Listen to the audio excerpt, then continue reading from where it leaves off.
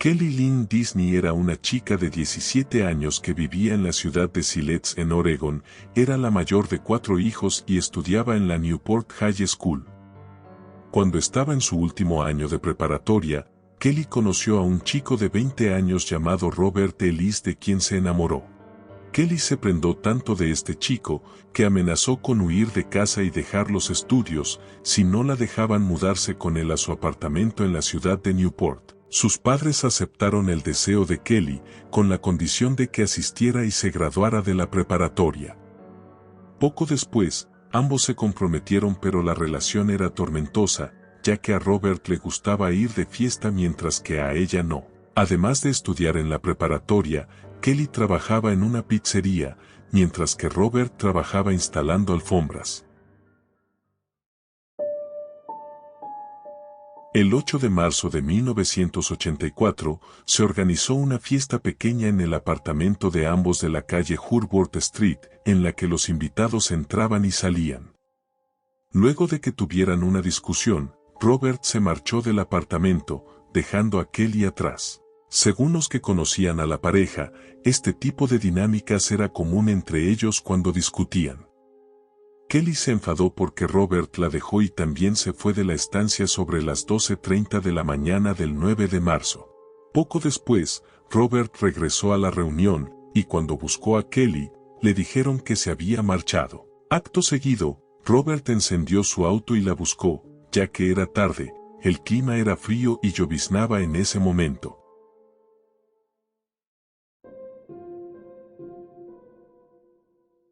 Robert encontró a Kelly de pie junto a la autopista 20, justo al este de la autopista 101, y aunque trató de convencerla, Robert no logró que Kelly subiera al vehículo, por lo que la dejó en el lugar. Tiempo después, 2 hombres que se dirigían a sus trabajos nocturnos vieron a Kelly aún en la carretera y se ofrecieron a llevarla, aunque ella se negó. Los hombres se contactaron con un agente de policía de Newport, y a la 1 de la mañana del 9 de marzo de 1984, un ayudante del alguacil del condado de Lincoln fue al lugar y encontró a Kelly todavía en la carretera, cerca de lo que hoy es Southeast Moore Drive. Lamentablemente, Kelly se negó a recibir ayuda del oficial, y dijo que iba a casa de una amiga, lo cual era mentira. Esa fue la última vez que sería vista con vida.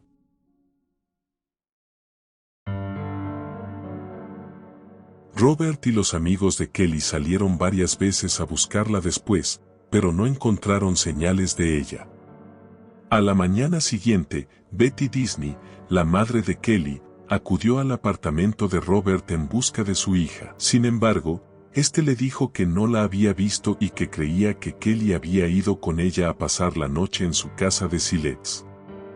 Stan Disney, el padre de Kelly, presentó una denuncia por desaparición en el departamento de policía de Newport, pero solo consideraron que Kelly era una fugitiva. Durante los días siguientes, la familia de la joven organizó varias búsquedas, a la que se unieron los bomberos de Siletz y la oficina del alguacil, pero no se encontró rastro de Kelly.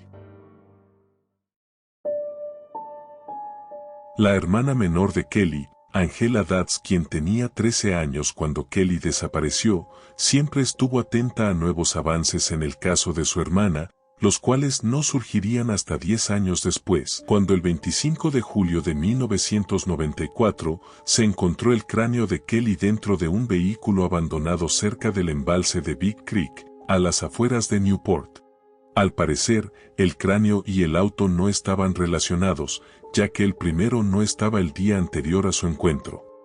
Angela y los investigadores de casos sin resolver criticaron las labores de la policía de Newport y de la oficina del alguacil del condado de Lincoln en la época de la desaparición de Kelly, ya que siempre sostuvieron que la adolescente había huido o se había subido voluntariamente al vehículo de alguien, lo que hizo que no se investigue el caso como un posible homicidio. El cráneo de Kelly había sido envuelto en una tela y presentaba signos de traumatismo, y luego de su hallazgo, los investigadores teorizaron que después de que fue vista con vida por última vez, Hubo un intervalo de entre 15 y 20 minutos en el que Kelly pudo haber subido a un auto o fue secuestrada por desconocidos. Por su parte, Angela insistió en que Kelly nunca se subiría al auto de alguien que no conocía, por lo que estaba segura de que alguien la secuestró. Así, los investigadores plantearon que una o dos personas que Kelly conocía y que posiblemente vivían también en Siletz, la recogieron en la autopista 20 la noche de su desaparición. Luego, un grupo de hombres habría llevado a Kelly a algún lugar, en donde la habrían agredido sexualmente antes de ultimarla. Según los reportes, varios hombres declararon a otras personas que estuvieron en la escena cuando Kelly fue agredida y que se arrepentían de no haber intervenido. Sin embargo, no encontré información que confirme si es que estos hombres fueron entrevistados por la policía. Angela cree que los investigadores saben los nombres de 4 hombres, 3 de los cuales todavía viven en la zona, quienes supuestamente estuvieron con su hermana más tarde la noche de su desaparición. En cuanto al entonces novio de Kelly, encontré que ahora vive en la comunidad de Seal Rock, y siempre ha rechazado las entrevistas con los investigadores debido a que guarda un resentimiento por la policía. En el verano de 2020, Angela y su familia colocaron 200 señales a lo largo de la autopista 101 y la 20 y repartieron 2000 carteles sobre la desaparición de Kelly.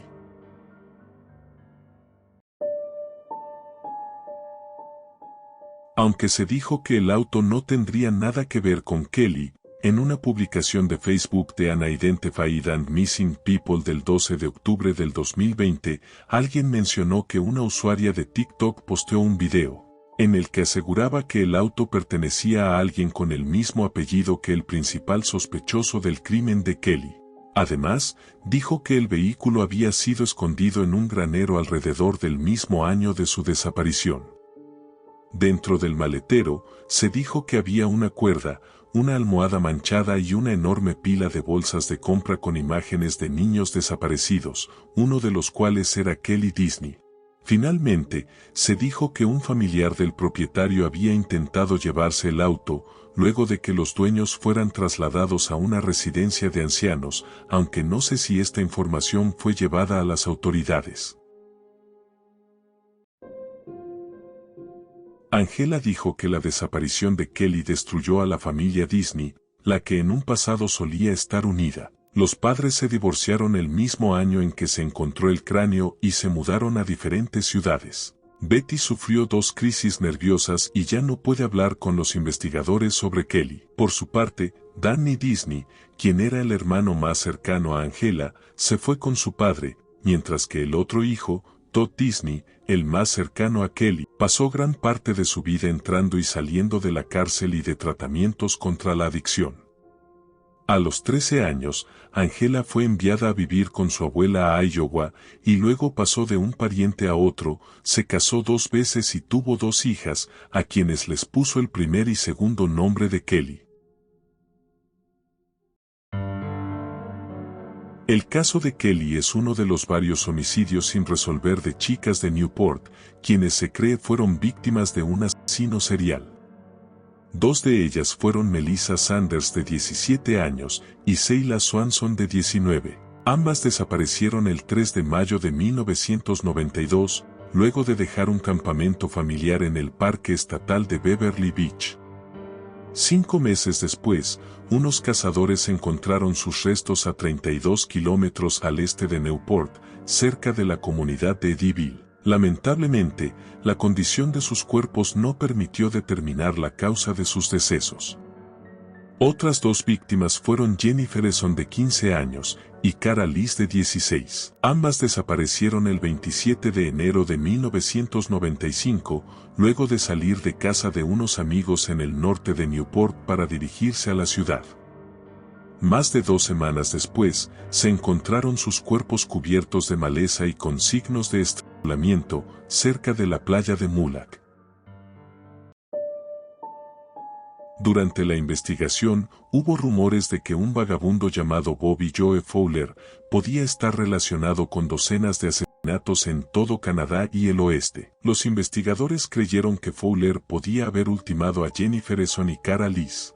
Sin embargo, se determinó que el sujeto se encontraba en una cárcel de Arkansas poco antes de la desaparición de las chicas, por lo que era poco probable que haya sido el homicida. En cuanto a Melissa Sanders y Sheila Swanson, se cree que fueron recogidas y cayeron víctimas de John Aykroyd, un trabajador de autopista estatal, que trabajaba en el Cañón Santiam pero viajaba regularmente por la autopista 20 hacia la costa de Oregón. En 1993, John Aykroyd fue condenado por acabar con una mujer que caminaba en Camp Sherman y está firmemente relacionado con otros homicidios, en donde también están incluidas Kelly y las otras chicas de Newport. No obstante, Aykroyd nunca confirmó su participación en los crímenes y falleció en prisión en diciembre de 2016. En marzo de 2025, los investigadores dijeron que Robert E. Lee salió de su silencio y proporcionó nuevas pistas en las que daba nombres de algunas personas que consideraba sospechosas. Sin embargo, estos datos no se han hecho públicos aún. Lamentablemente, el cráneo de Kelly no pudo ser examinado con detenimiento, ya que la persona que lo encontró lo lavó antes de llevarlo a la policía. Así, los investigadores tienen como último recurso que alguien se acerque a hacer una confesión.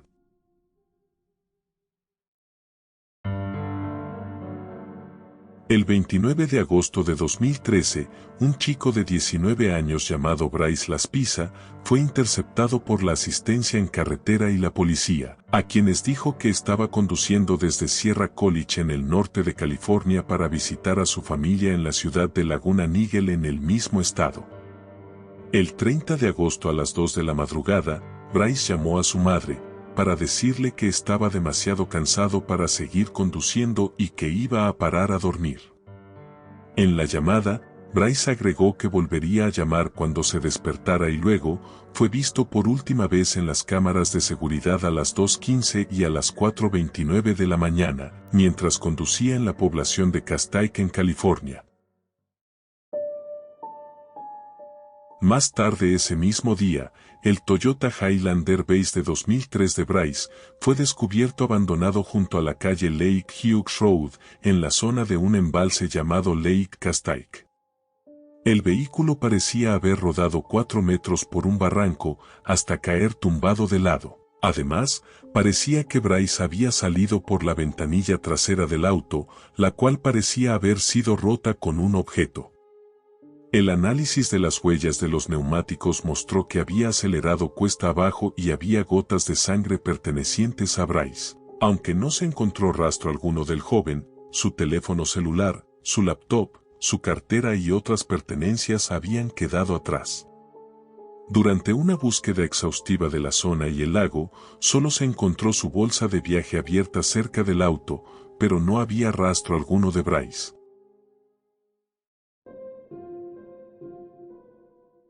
Según sus seres queridos, Bryce no conocía la zona donde desapareció, ya que toda la familia era originaria de Illinois y se habían mudado recientemente a California, cuando Bryce empezó a estudiar en la universidad en dicho estado.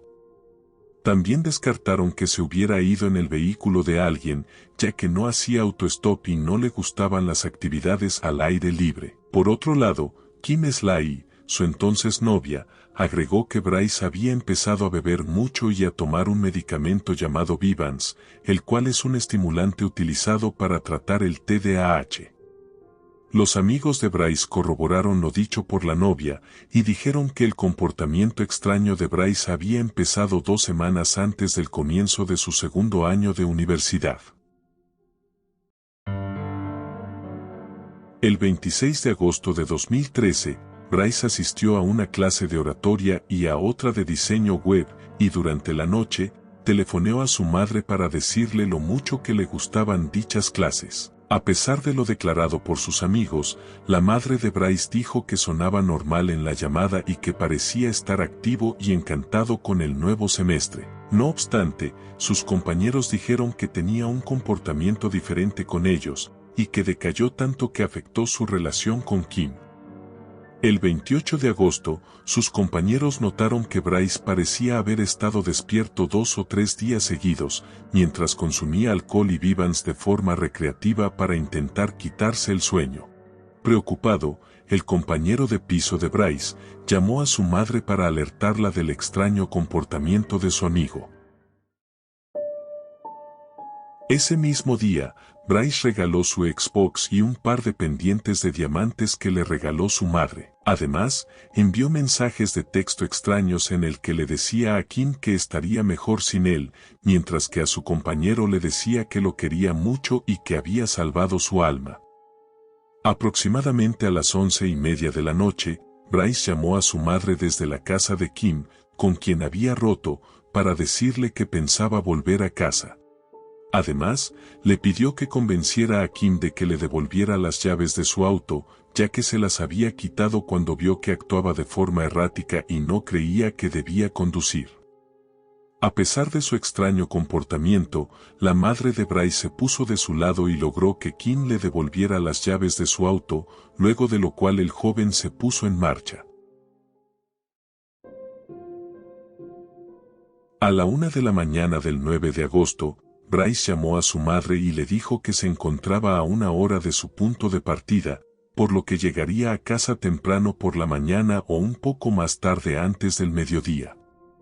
Todo parecía normal en ese momento, hasta que a las 11 de la mañana, la compañía de seguros del auto llamó a los padres de Bryce para decirle que el vehículo necesitaba asistencia en carretera. Además, les comunicaron que a las 9 de la mañana, Bryce había sido encontrado sentado en el auto en medio de la nada y que habría estado allí durante al menos un par de horas. Más tarde, alrededor del mediodía, se registró una carga de gasolina en Castro Tire and Truck en la población de Batten Willow, que está a unas 3 horas al norte de Laguna Niguel. El representante de la empresa llamó a la madre de Bryce, a quien declaró que el joven se había quedado sin combustible. Desde Batten Willow, la madre de Bryce calculó que debía llegar a casa a las 3 de la tarde. Sin embargo, dieron las 6 y no había señales de Bryce.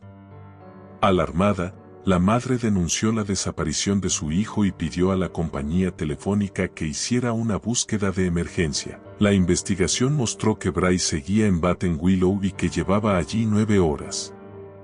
La policía se acercó a la zona, en donde encontraron a Bryce en un lugar a solo 12 kilómetros del negocio de llantas donde había estado durante el mediodía. Los ayudantes del alguacil dijeron que Bryce estaba lúcido y aunque llamaron a sus padres, el joven se mostró reacio a hablar con ellos. La madre logró hablar con él de todos modos y cuando le preguntó qué estaba haciendo allí, Bryce le respondió que estaba desahogándose y que de todos modos seguiría su camino a casa. Alrededor de las 8 de la noche, el encargado del negocio de llantas llamó nuevamente a los padres de Bryce, para decirles que cuando volvió a pasar por el lugar, Bryce seguía en el mismo sitio, lo que significaba que ya llevaba allí 11 horas. Este encargado convenció a Bryce de ponerse en marcha y lo siguió durante 16 kilómetros para asegurarse que avanzara. Media hora más tarde, el encargado vio que Bryce no se detenía, por lo que se dio la vuelta pensando que llegaría pronto a casa. No obstante, a las 8 de la mañana del 30 de agosto de 2013, la policía se presentó en casa de los Laspisa, para informarles que el auto de Bryce había sido encontrado abandonado en Castaic Lake, a unas 2 horas al norte de Laguna Niguel y a 1 hora al sur de Batten Willow. El último contacto que tuvieron los padres con Bryce fue la llamada que hizo a las 2 de la madrugada del mismo día, en el que decía que estaba muy cansado para conducir. Durante la llamada, Bryce le dijo a su madre que conducía por la autopista 5, pero que no veía ninguna señal que indicara exactamente dónde estaba. Desde allí, dijo que saldría de la autopista para ir a una zona residencial para dormir, pero nunca mencionó a qué lugar iría. En el auto de Bryce no se encontraron alcohol o sustancias ilícitas, y luego de que unos sabuesos rastrearan el olor del auto, siguieron la esencia a través de una presa hasta detenerse en una parada de camiones. Sin embargo, no había más rastro de Bryce. Al mes siguiente de la desaparición, las autoridades encontraron un cuerpo calcinado cerca del lago Castaic, pero luego confirmaron que el cuerpo pertenecía a una víctima de homicidio de Los Ángeles. Según la página de Facebook Find Bryce Las Pisa, en años recientes, hubo un supuesto avistamiento de Bryce en la ciudad de Missoula en Montana. El 25 de abril de 2022, un detective pudo encontrar al hombre del avistamiento, quien se parecía bastante a Bryce, aunque finalmente se confirmó que no era él. Además, hubo numerosos avistamientos de una persona que se parecía a Bryce, que vivía entre la comunidad de personas sin hogar de Santa Clarita en California, aunque estos avistamientos tampoco han sido verificados. Aunque algunos creen que Bryce pudo haberse extraviado luego de perder la memoria en el accidente, otros creen que desapareció voluntariamente, ya que tenía una relación complicada con sus padres, quienes supuestamente eran abusivos y controlaban varios aspectos de su vida. No sé exactamente de dónde salieron las sospechas hacia los padres, pero encontré que varios internautas señalaban que los progenitores de Bryce eran autoritarios, monitoreaban su teléfono y sus redes, lo obligaron a ir a cierta universidad, hacían todo lo posible por no tenerlo en casa y sabían que había desarrollado un hábito de beber alcohol desde que era adolescente. Además, encontraron sospechoso que la madre no tuviera conocimiento que Bryce estaba desarrollando alcoholismo o dependencia a las pastillas, cuando sus amigos sí lo notaron. Así, algunos teorizaron que Bryce desapareció para alejarse de todo lo que lo hacía sufrir, pero esto tampoco se puede confirmar. En 2023, 10 años después de su desaparición, el National Center for Missing and Exploited Children publicó una progresión de edad de Bryce en la que se muestra su posible apariencia a los 29 años. Lamentablemente, hasta la fecha, no hay más señales de Bryce Las Pisa.